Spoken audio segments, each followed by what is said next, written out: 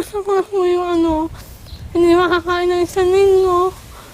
Kahit po tubig, hindi na po nakakanuno. Yan ang daing ni Mayvel nung makapanayam natin nung isang buwan.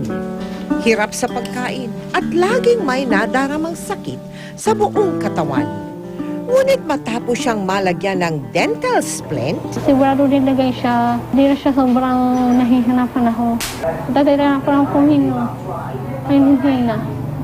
at upang tuluyan ang guminhawa ang kanyang pakiramdam, nitong Miyerkules, inoperahan na rin ang kanyang mga sungking ipin. Ang ating pasyente ay merong tinatawag na impacted horizontal tooth. This one is causing a lot of problem dun sa kanyang second molar kasi yung third molar is binabangga niya yung second molar para hindi masira ang sa kanyang second molar at hindi mamaga ang kanyang pisngi at kanyang muka.